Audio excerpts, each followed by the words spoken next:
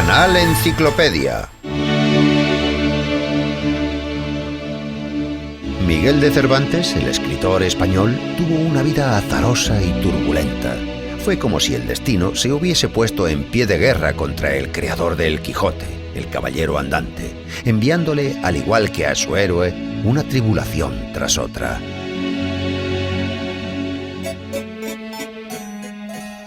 Miguel de Cervantes nació el 29 de septiembre del año 1547 en el seno de la familia de un noble arruinado, Rodrigo de Cervantes.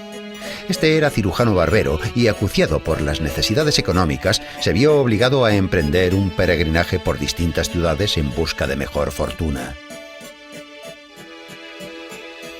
Al final, Miguel no tuvo más remedio que ponerse a trabajar. En aquella época, un joven de familia noble podía probar suerte en la corte, en la vida militar o en la iglesia. Cervantes eligió la tercera opción. Entró al servicio del cardenal Acquaviva y se fue a Roma. Sin embargo, el oficio de ayuda de cámara no era del agrado del apasionado joven español. Al cabo de un año, movido por ambiciosos ideales, decidió incorporarse al ejército español. El 7 de octubre del año 1571, el barco en el que servía Cervantes combatió en la batalla de Lepanto. Miguel luchó con valor y recibió 3 balazos de arcabuz durante la contienda, uno de los cuales le dejaría inutilizada la mano izquierda para siempre. Pero ni siquiera esto consiguió apartar a Cervantes del ejército. Recuperado de sus heridas, volvió al servicio activo, participando en distintas campañas durante 5 años más. Pero el destino le tenía deparada otra dura prueba. En el año 1575, la galera El Sol, en la que servía Cervantes, fue apresada por unos corsarios. El desafortunado hidalgo fue vendido como esclavo en Argel. Sin embargo, las cartas de recomendación para el rey que el cautivo llevaba con él le darían cierta categoría ante Hasan Bajá, gobernador de Argel, y le salvarían de graves castigos, pero la suma del rescate que Bajá señaló para tan importante cautivo ascendió notablemente. Los parientes de Cervantes tardaron 5 años en reunir el dinero para pagar el rescate de Miguel. Cervantes se alegró de volver a casa, pero al parecer sus tribulaciones no habían acabado aún. Nadie, salvo sus parientes, necesitaba al veterano que había resultado gravemente herido durante una batalla. Para entonces los Cervantes estaban en la ruina. El padre, después de quedarse sordo, había tenido que renunciar a seguir ejerciendo su profesión de cirujano barbero, por lo que la responsabilidad de mantener a la familia recayó sobre los hombros de Miguel. Este volvió a la vida militar, pero sus exiguas ganancias no bastaban para mantener a su gran familia, que se había visto aumentada con la aparición de una hija ilegítima de Cervantes, y tras casarse con su joven esposa totalmente desesperado, Miguel prueba suerte en Andalucía. En el año 1587 se las arregla para conseguir el puesto de comisario de abastos de la Armada Invencible. Pero allí, donde los proveedores deshonestos se enriquecían en tan solo unos meses, el noble y honesto hidalgo no tuvo más que problemas. Fue encarcelado varias veces, víctima de falsas acusaciones de malversación de fondos.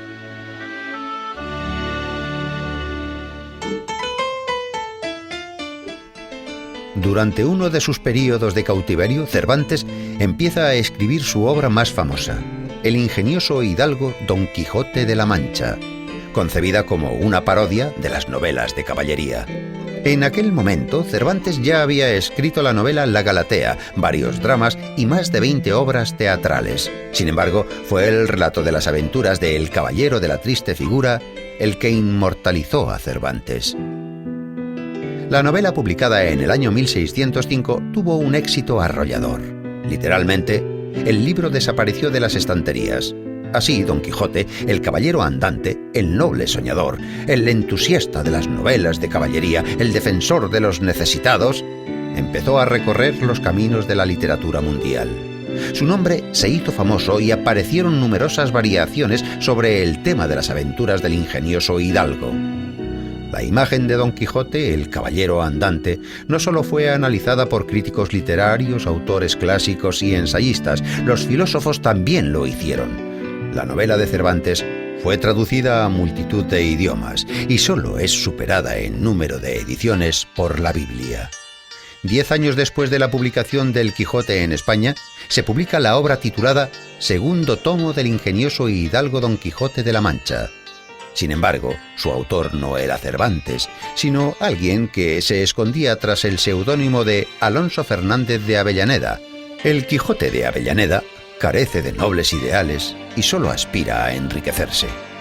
Afortunadamente, el plagio de Avellaneda pasó casi desapercibido para los lectores. Por otra parte, el falso Quijote forzó a Cervantes a escribir la segunda parte de su novela, en la que sublimó los ideales humanitarios del protagonista.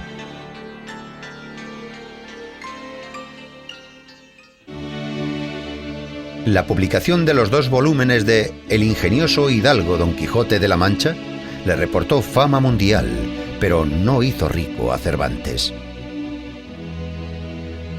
El escritor pasó sus últimos años en Madrid, malviviendo en una bohardilla. En el año 1613, Cervantes ingresó como novicio en la Orden Tercera de San Francisco, en la que pronunciaría los votos definitivos 3 años después. El gran escritor falleció el 23 de abril del año 1616 y fue enterrado de caridad con el sayal franciscano en el convento de las Trinitarias. Pero sus héroes, el caballero de la triste figura Don Quijote de la Mancha y su fiel escudero Sancho Panza, llevan ya 400 años viviendo entre nosotros.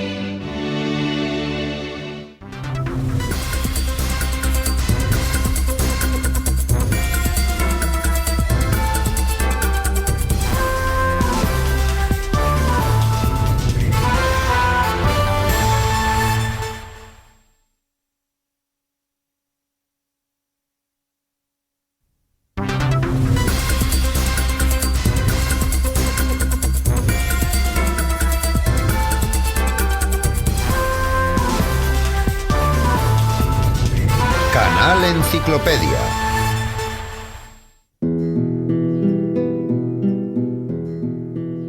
Su vida, llena de aventuras amorosas y envites, fue muy parecida a su obra, donde la comedia se entrelazaba con la tragedia.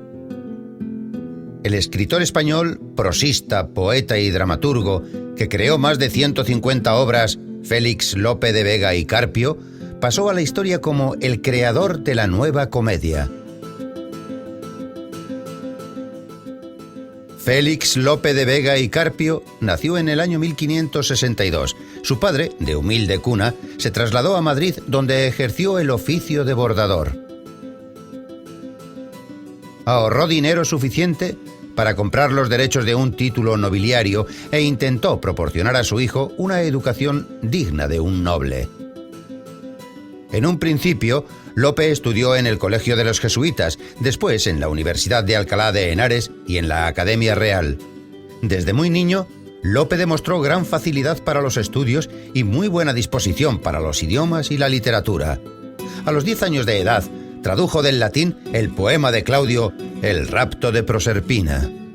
Y cuando tenía 13 años, escribió su primera comedia, El verdadero amante, que se representó inmediatamente y fue todo un éxito. El chico mostró inclinación por la aventura a muy temprana edad. A los 14 años se escapó a Astorga con unos amigos, pero los fugitivos no tardaron en ser encontrados y devueltos a sus casas. Durante un tiempo, el joven fue paje del obispo Jerónimo Manrique. Después se alistó en el ejército como voluntario y participó en la expedición a las Azores. Pero la escena había cautivado al talentoso joven, por lo que regresó a Madrid para seguir escribiendo obras de teatro. El joven dramaturgo no tardó en aclimatarse al mundo de la farándula, enamorándose de la popular actriz Elena Osorio, hija del director del teatro.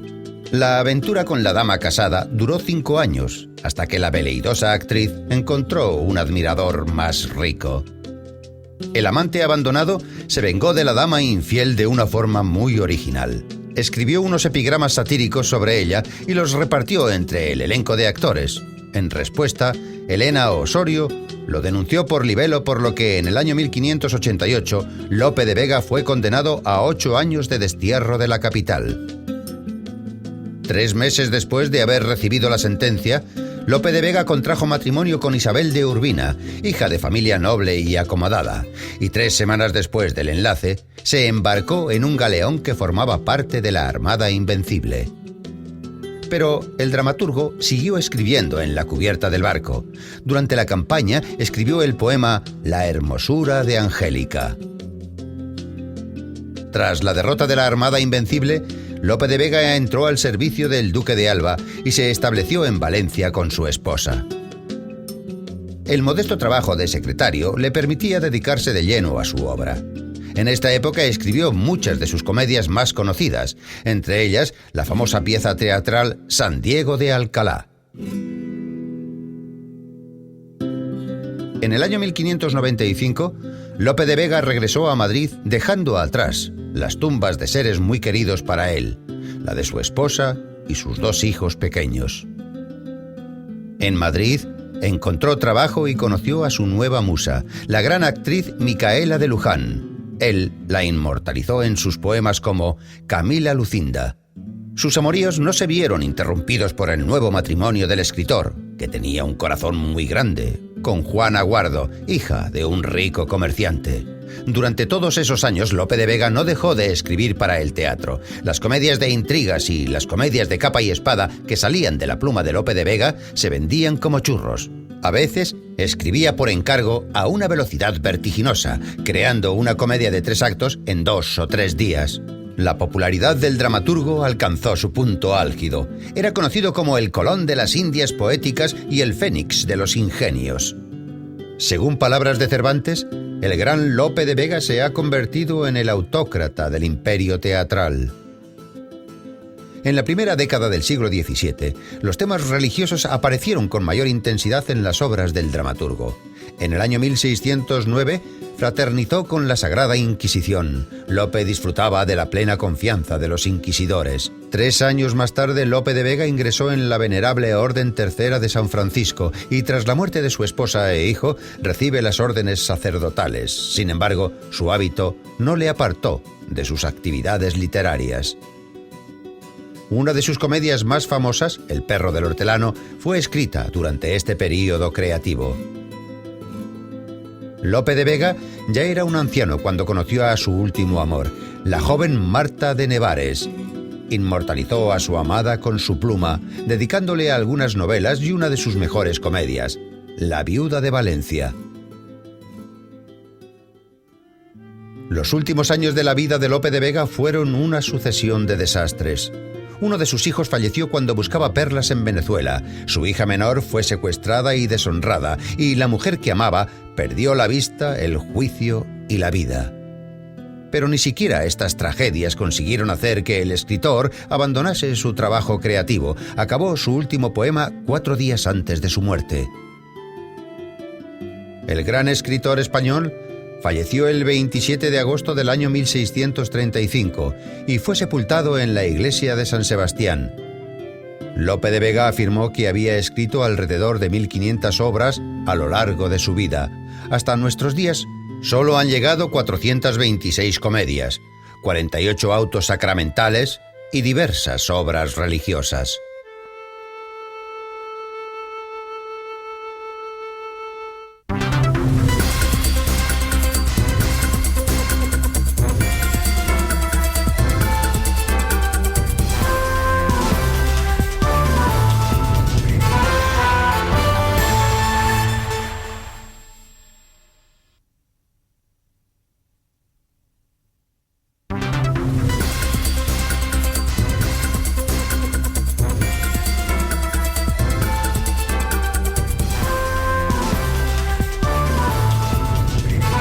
Canal Enciclopedia.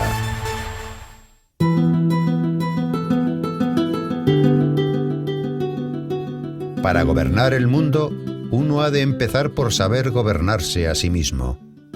Eso fue escrito por el dramaturgo, confesor del rey, hombre de armas y sacerdote, Pedro Calderón. El escritor español dio al mundo más de 200 poemas. Los románticos alemanes le llamaban el poeta del honor.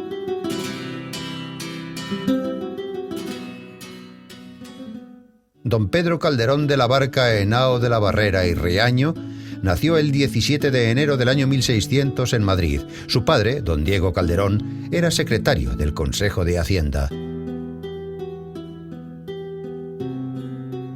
A los 8 años, Pedro entró en el Colegio Imperial de los Jesuitas de Madrid. Allí dio muestras tempranas de su talento literario. En la Universidad de Salamanca, Calderón recibió la formación teológica que correspondía a su noble cuna. A los 13 años de edad, Calderón escribió su primera comedia, El carro del cielo. En un concurso de poesía, celebrado el día de la canonización de San Isidro, Calderón ganó el primer premio con un soneto. Fue elegido por el mismísimo Lope de Vega.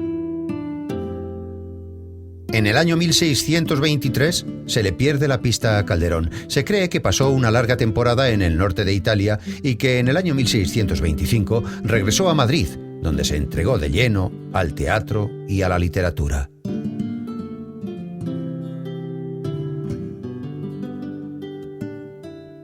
La primera comedia que se sabe con seguridad que salió de la pluma de Calderón es Amor, Honor y Poder. La mayoría de sus obras se representaban en el lujoso teatro del Palacio Real de Madrid.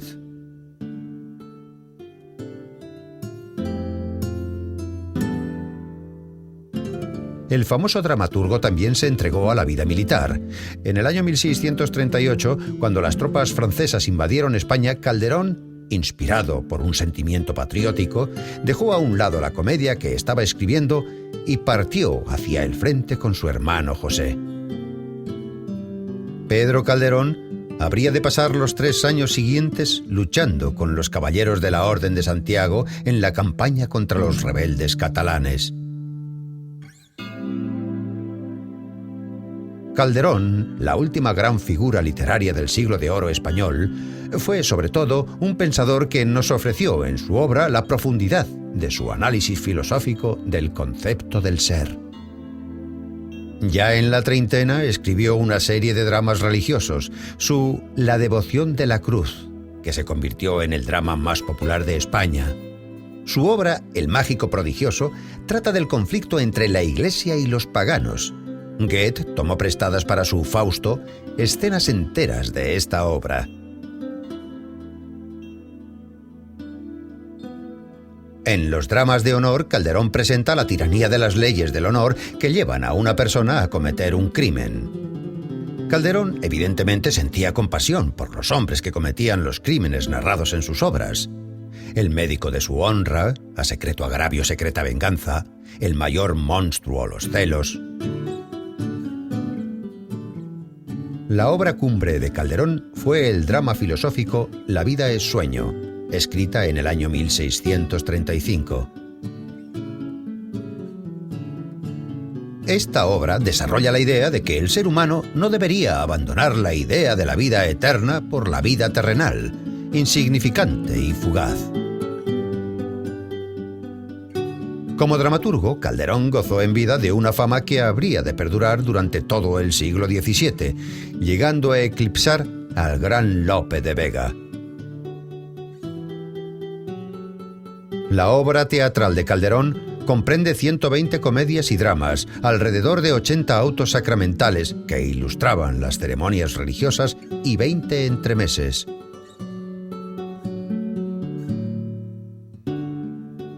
Con 40 años cumplidos, pese a sus triunfos literarios, sociales y hasta militares, Calderón sufre una gran crisis personal.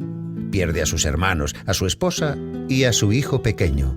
Y siendo una persona profundamente religiosa, Calderón se ordena sacerdote.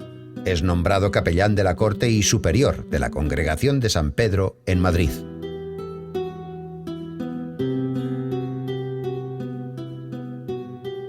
Experto en metafísica, historia, derecho romano, teología moral y dogmática, Calderón pasó los últimos años de su vida alejado del mundo. Inmerso en sus pensamientos filosóficos, pero nunca dejó de escribir dramas y comedias musicales. Escribió El príncipe constante y Afectos de amor y odio. Y por encargo del gobernador de Madrid, también escribió dramas religiosos de un solo acto. El domingo 25 de mayo del año 1681, el gran dramaturgo español dejó este mundo efímero. Ese día, Sus obras se representaron en los teatros más importantes de España.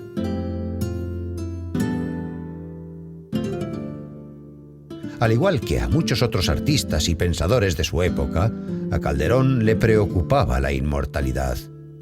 Si la inmortalidad consiste en ser recordado por las generaciones futuras, Calderón, el filósofo y dramaturgo que dio al mundo obras imperecederas, puede considerarse inmortal.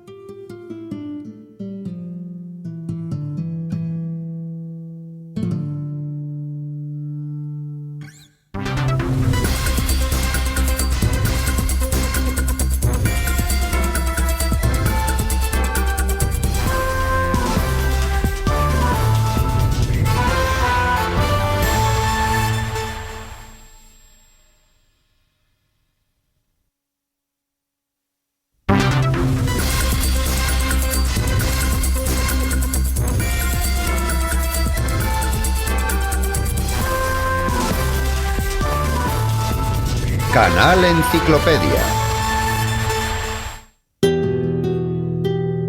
En su tierra natal se le conoce simplemente como Federico. En Europa, probablemente debido a su brevedad y a su sonido simple y cordial, se le conoce por el apellido materno, Lorca.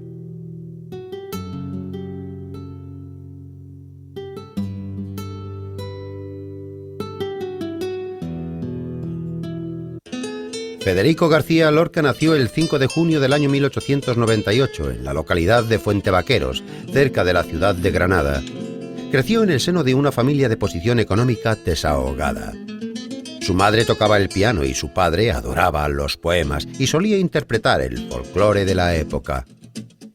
Cuando Federico tenía 11 años, su familia se trasladó a Granada. Allí Lorca conoció al famoso compositor español Manuel de Falla.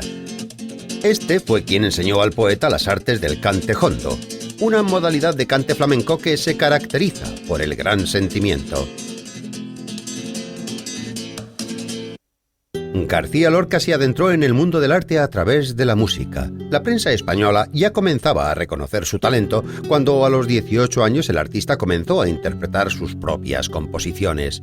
Además, también hace sus primeros pinitos en la literatura. En el año 1918 escribe su primera colección de notas de viaje tituladas Impresiones y Paisajes. Un año más tarde, Lorca ingresa en la Residencia de Estudiantes de Madrid, una institución educacional experimental basada en los modelos libres de la enseñanza universitaria. Allí el poeta entabla amistad con estudiantes de su época. Entre ellos está el futuro director cinematográfico Luis Buñuel, quien describía a Lorca con las siguientes palabras: un joven brillante y encantador con aspiraciones hacia la finura y la elegancia en sus ropas. El pintor surrealista Salvador Dalí recordaba su primera reunión con Lorca diciendo: el fenómeno de la poesía en toda su esencia y su sangre apareció de repente ante mis ojos. Absorto en la música y la literatura, Lorca no tenía ni el tiempo ni las ganas para dedicarse a las mujeres. Amarle es como amar al viento, decía Ana María, la hermana pequeña de Salvador Dalí y una de las enamoradas del poeta. Lorca se preparaba para componer música, intentó escribir prosa, pero, según el mismo autor, obedeciendo al imperioso categorismo de su alma, comenzó a componer sus versos. Dejaría en este libro toda mi alma, este libro que ha visto conmigo los paisajes y vivido horas santas. Qué pena de los libros que nos llenan las manos de rosas y de estrellas y lentamente pasan.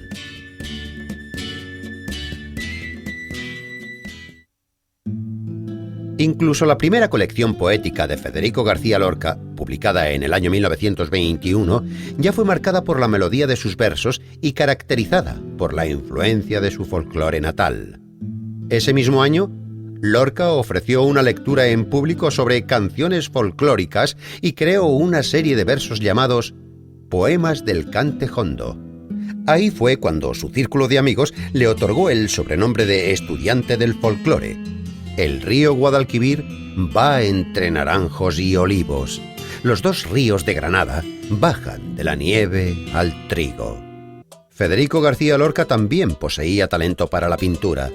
Sus obras fueron expuestas en Barcelona en el año 1927.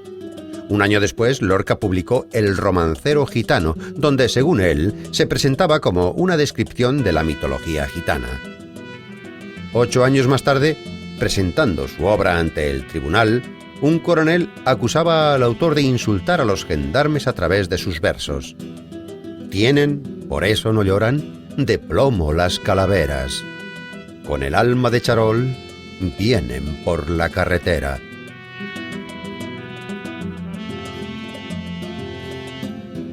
A los 31 años de edad, en busca de nuevas impresiones, Lorca viaja a los Estados Unidos. Escribió: Nueva York probablemente será odioso, por eso viajo allí. Este peculiar experimento finalizó con el libro de poemas Poeta en Nueva York. A la edad de 33 años, Lorca dirigió la compañía teatral La Barraca.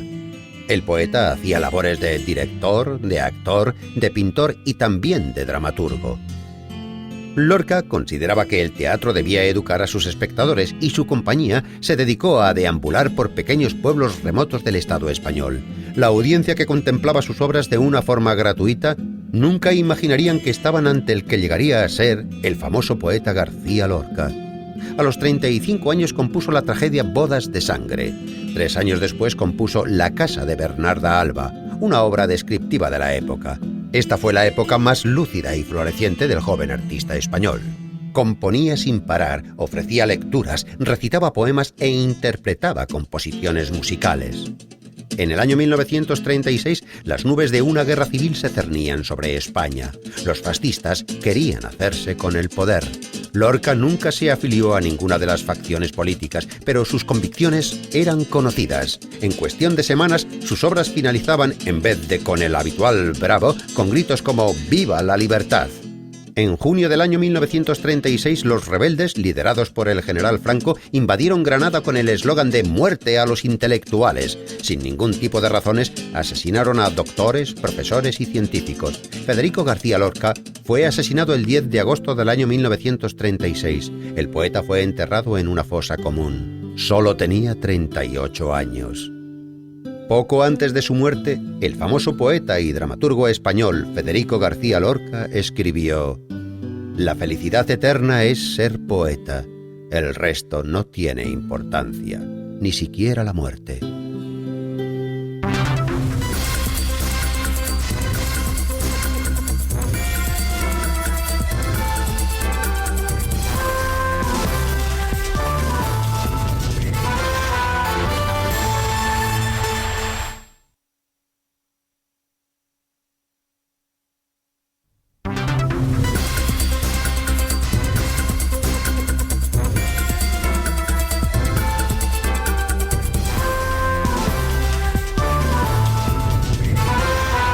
Canal Enciclopedia. Algunos lo consideran un clarividente y un adivino genial. Otros creen que fue un embaucador y un charlatán. Y para otros es el predecesor de Herbert Wells y Arthur Clarke, y el primer visionario apocalíptico. Pero fuese lo que fuese, resulta imposible negar que Michel Nostradamus, médico y profeta, ha tenido gran influencia en la civilización europea. El 24 de diciembre del año 1503 nació un niño en el seno de una familia de tradición médica y científica. Su nombre era Michel de Notre Dame. Su familia profesaba el judaísmo, pero años después de su nacimiento se vio obligada a abrazar la fe católica. A los 18 años de edad, el talentoso joven se licenció en la Facultad de Medicina de la Universidad de Montpellier, obteniendo posteriormente el título de doctor. Durante unos años, el ejercicio de su profesión le llevó a viajar por toda Francia. Al casarse, se estableció en Agen y fue padre de 2 hijos. En los 3 años siguientes a su matrimonio, Michel de Notre Dame disfrutó de una vida familiar idílica. En el año 1538 aconteció la catástrofe. Hubo un brote de peste en Agen y el galeno sufrió una amarga derrota en su lucha por combatirlo. Toda su familia murió. La gente dejó de confiar en un médico que no había podido salvar a sus seres más queridos. Y como golpe de gracia, Michel recibe una citación para ser interrogado por la Inquisición. Con el corazón destrozado y sin quedarse mucho tiempo en ningún sitio, estuvo viajando durante 6 años por Italia, África del Norte y Palestina, ampliando sus conocimientos y socorriendo a aquellos que necesitaban su ayuda. A su regreso, Michel de Notre Dame combatió la epidemia de peste neumónica en Marsella y un año después, gracias a los conocimientos médicos adquiridos durante su viaje, salvó cientos de vidas durante el brote de cólera que asoló la ciudad de Axe. Los ciudadanos agradecidos echaban flores a su paso y el Parlamento de Axe le recompensó con una pensión vitalicia. En vez de los enemas y sangrías habituales en aquella época, el doctor Michel Notre Dame utilizó un método que llamaríamos filoterapia en la actualidad. Sus milagrosos ungüentos, hechos con clavos y pétalos de rosa, tenían un fuerte efecto antiinflamatorio. En el año 1547, el doctor Notre Dame se había convertido en un hombre rico y respetado. Se estableció en la ciudad de Salon-de-Crau, adquirió un hotel y se casó por segunda vez. Pero en el silencio de su estudio empezó a tener inquietantes y terribles visiones. Para él no eran alucinaciones, sino un don. Y en el año 1551 decidió publicar sus presagios en forma de almanaque astrológico, algo frecuente en aquella época. Fue en la cubierta de ese almanaque donde apareció por primera vez el seudónimo Nostradamus. En el año 1555 se publicó el libro Centurias, profecías del maestro Michel Nostradamus. Era una colección de predicciones sin precedentes en la historia del ocultismo, escritas en tediosas cuartetas de difícil comprensión.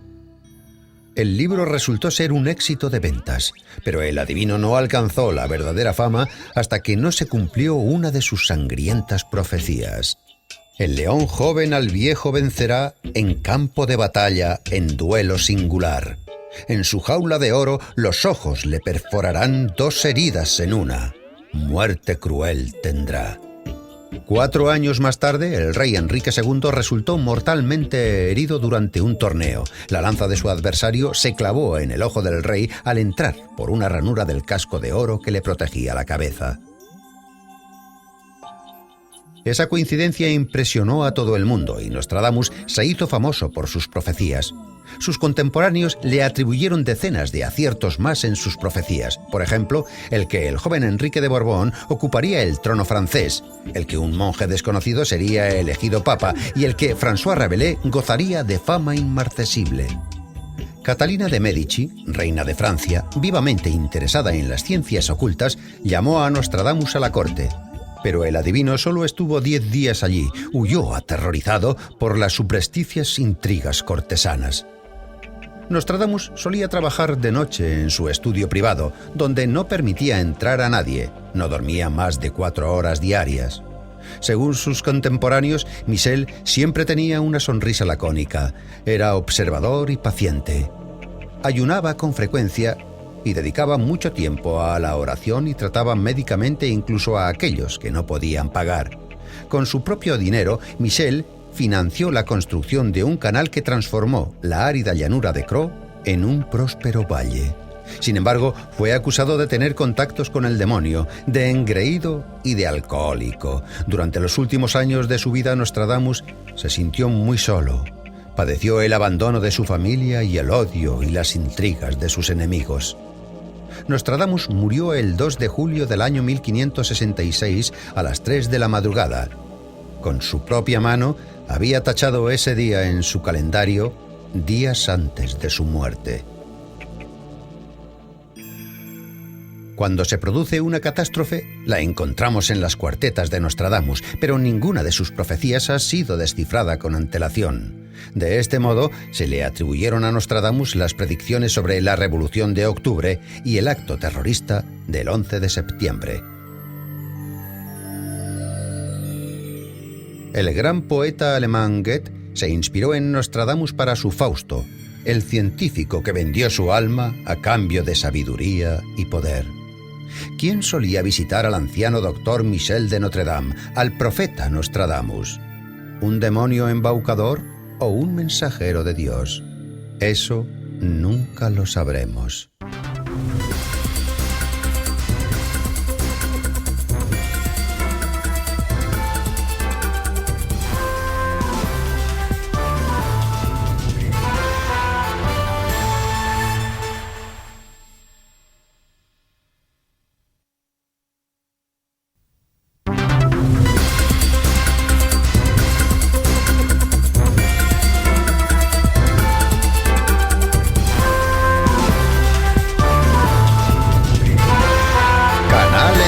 Wikipedia.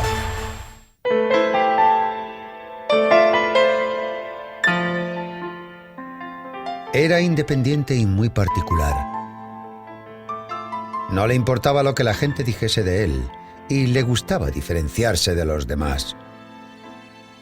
Su comportamiento a menudo fue tachado de inmoral y él, hombre con un marcado sentido de la estética, respondía: «Puede que sea libertino, pero soy elegante, que siempre es mejor que ser libertino y vulgar». El nombre de este hombre era Oscar Fingal O'Flaherty Wilde.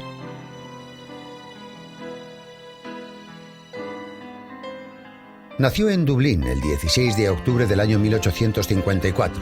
Su padre, Sir William, era un médico eminente, propietario de una clínica cuyo equipamiento había financiado él mismo. La madre de Oscar, Jane Francesca Elgee, era escritora y traductora de alemán. Tras estudiar en la Royal School de Enniskillen, Oscar entró en el Trinity College de Dublín.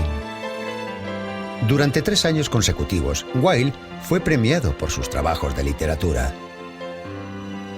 A los 20 años, Oscar consiguió la más alta distinción académica del Trinity College y una beca de 4 años en el Magdalen College, Oxford. Durante sus primeras vacaciones, visitó Italia y Grecia. Quería contemplar con sus propios ojos los bellos países sobre los que tanto había leído. Las antiguas catedrales, las pinturas y las esculturas y el ambiente de las ciudades cautivaron a Wilde, conmoviéndole profundamente hasta las lágrimas y exacerbando su sentido estético. Oscar realizó unos exámenes finales brillantes y sus profesores decidieron prolongar su beca durante 1 año más. Wilde comenzó a escribir poesía en sus años de estudiante y en el año 1881 él mismo financió la publicación de su primer libro, Poemas. Posteriormente empezó a escribir obras de teatro con la esperanza de alcanzar rápidamente la fama. Sin embargo, la censura inglesa prohibió las primeras obras teatrales escritas por el irlandés, por lo que el escritor llamó una rebelión contra la tiranía. No obstante, Oscar alcanzó la fama, pero no por sus logros literarios. En la década de los años 1880 no había un salón en Londres donde no fuese conocido el esteta Oscar Wilde. Habiendo estudiado sus gestos y expresiones faciales delante del espejo, seducía a todo el mundo con su aspecto lánguido y sus refinados modales.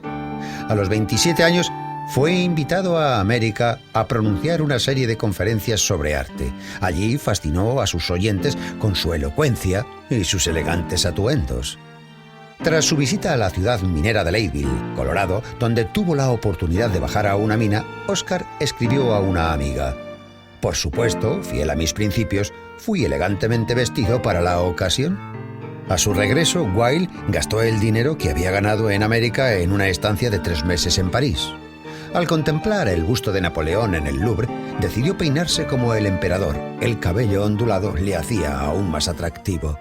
A los 30 años, Wilde se casó con Constance Mary Lloyd, una hermosa joven de 27 años. En sus cartas le confesaba: «No me siento completo sin ti».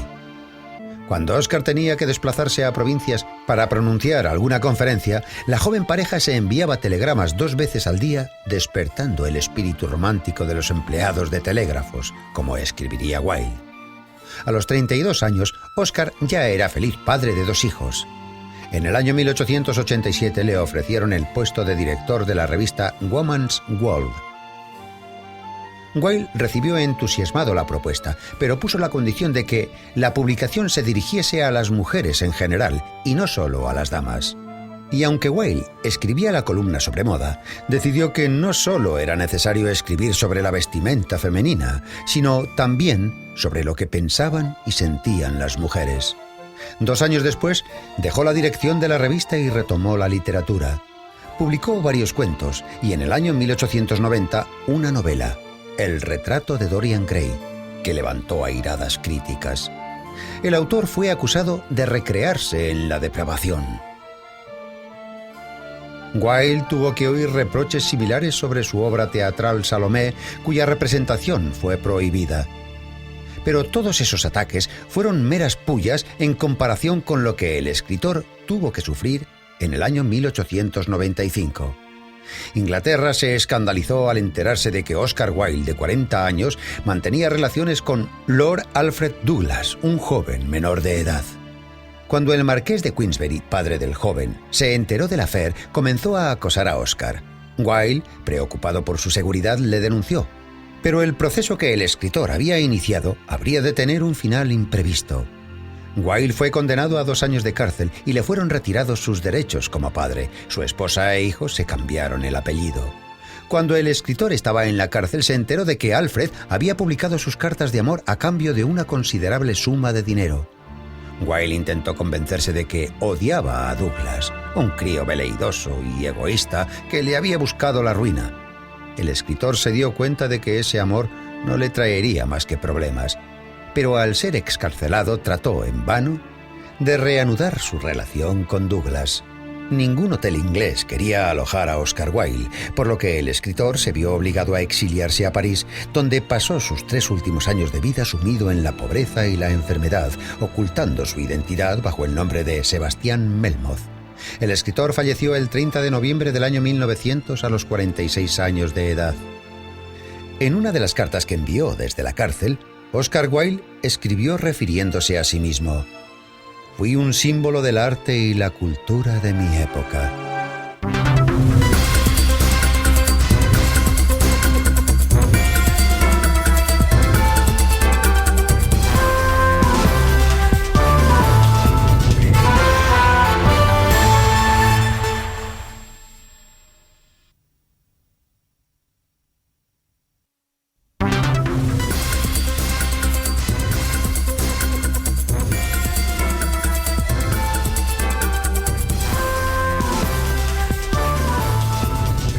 Canal Enciclopedia.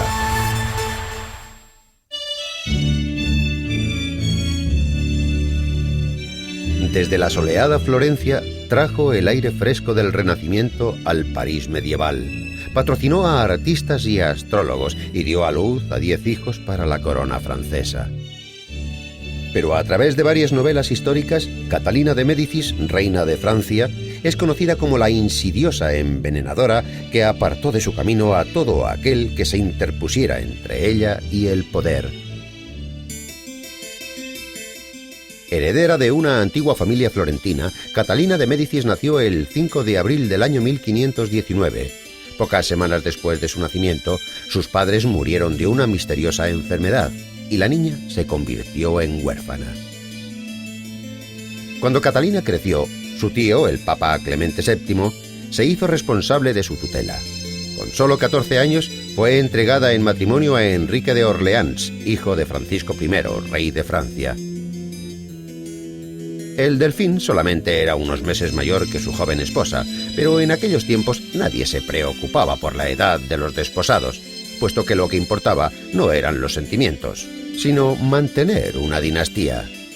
Inesperadamente, Catalina se enamoró perdidamente de su esposo con todo el entusiasmo de una jovencita italiana. Enrique era atractivo y resaltaba su galantería caballeresca, pero su amor no era correspondido. La bella Diana de Poitiers embrujó completamente el corazón del delfín. Su enamorada era 20 años mayor que él, pero la diferencia de edad nunca tuvo importancia para Enrique. Nunca se separó de su favorita hasta el final de sus días, y Catalina se vio forzada a soportar los abusos y las aventuras de su matrimonio. Durante los largos años de humillaciones, Catalina aprendió a ser reservada, paciente, educada y desarrolló una faceta despiadada. Tal y como la describe Dumas, se convirtió en una mujer prudente e insidiosa. Catalina poco a poco se acercaba a su objetivo, la corona de Francia. Y nada se interpuso en su camino, ni siquiera el crimen. Se ganó la fama de ser una excelente envenenadora. Nadie sabrá jamás hasta qué punto estas suposiciones son ciertas, pero existen rumores de que Catalina estudió las artes del envenenamiento y realizaba experimentos con gente pobre o terminal.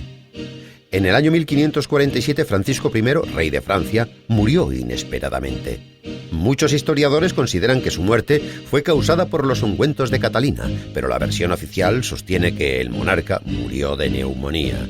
Enrique II se convirtió en el nuevo rey de Francia y Catalina, consecuentemente, se convirtió en la reina. No obstante, el poder que poseía le resultaba resbaladizo, puesto que la odiosa Diana de Poitiers se había convertido en la primera dama del reino francés. 12 años más tarde, el rey Enrique II falleció trágicamente durante el Torneo de los Caballeros y Francisco II, hijo de Catalina, ascendió al trono. A pesar de que era un hijo obediente y nunca deseó demasiado gobernar el país, la reina no pudo hacerse con el poder, puesto que la casa de Guisa era quien poseía la mayor influencia en la corte de su hijo. Solamente alcanzó su tan ansiado poder cuando Francisco murió y Catalina pasó a ser la regente del rey Carlos IX de tan solo 10 años. Catalina trató de restablecer el orden intentando nivelar los poderes políticos sin dar preferencia a ninguno concreto. Su arma más valiosa era la intriga.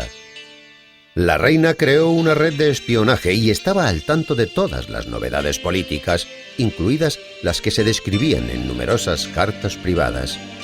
Pero pronto Francia se vio destrozada por las guerras religiosas que comenzaron a suceder. A Catalina la religión le resultaba indiferente, pero debía interesarse por ella para conservar el poder. Durante los primeros años de su regencia, la reina trató de mantener la paz entre los católicos y los protestantes y en el año 1570 insistió en firmar el Tratado de Saint-Germain. Pero cuando el joven rey Carlos IX se vio fuertemente influenciado por los hugonotes, la reina autorizó a los católicos para que, bajo el mando del duque de Guisa, alzaran las espadas contra los protestantes. El 24 de agosto del año 1572, cerca de las 3 de la madrugada, el almirante de los hugonotes fue asesinado. La noticia se difundió con tal rapidez que los parisinos enfurecidos acudieron inmediatamente a los hogares de los hugonotes. Durante esa noche, que más tarde fue denominada como la Masacre de San Bartolomé, más de 2000 protestantes fueron asesinados bajo la autoridad del rey. Algunos miles más perecieron en otras provincias de Francia. Según los testigos oculares, el mismo rey, en un arrebato, comenzó a disparar a su pueblo desde la ventana del Louvre. Días más tarde envió cartas a diferentes provincias y países, alegando que la conspiración de los hugonotes se había revelado en París. 2 años después de la masacre de San Bartolomé, el rey Carlos murió. Según algunas versiones, la muerte fue causada por una enfermedad. Según Dumas, Catalina le envenenó por accidente. Un libro impregnado de veneno que iba dirigido a Enrique de Navarra acabó accidentalmente en las manos de su hijo. Enrique III, otro de los hijos de Catalina, ascendió al poder. Enrique no tenía sucesores, y el hijo pequeño de Catalina había fallecido en el año 1584. Los últimos años de la reina no fueron nada fáciles, puesto que el país estaba arruinado y exhausto de las guerras religiosas. El 5 de enero del año 1589, Catalina murió. Catalina de Médicis no nos dejará descansar de su encanto durante los próximos 400 años. Ocupa uno de los primeros puestos en la mitología debido a sus hazañas y a sus características, las cuales adornan una fantasía de muchas generaciones. Estas palabras forman parte de la última biografía de la reina.